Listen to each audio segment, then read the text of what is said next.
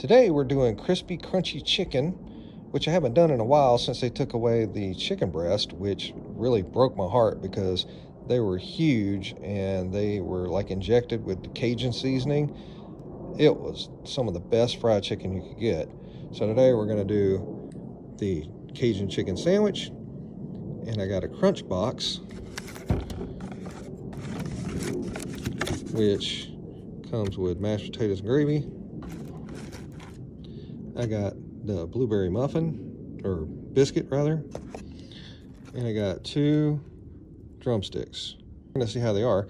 And they gave me a spoon and some chola hot sauce, which that's not gonna work.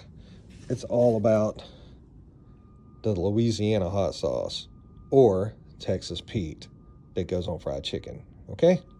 Okay, first we're gonna try the chicken drumstick. This is a fried chicken place. This should be their main thing, right? They do chicken tenders too.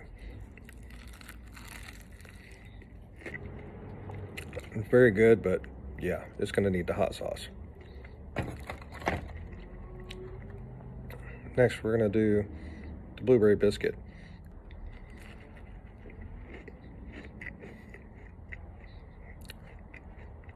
Pretty good, but they're not Bojangles Blueberry Biscuits.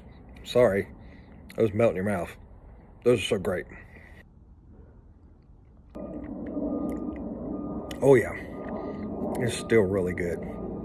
Got that right amount of pepper taste to it. It's a little salty, but man, these are good mashed potatoes gravy. Now for the chicken fillet sandwich. It says it's a mild Cajun. There's no mayonnaise on it. There's no lettuce. It's just pickles. So it's pretty dry.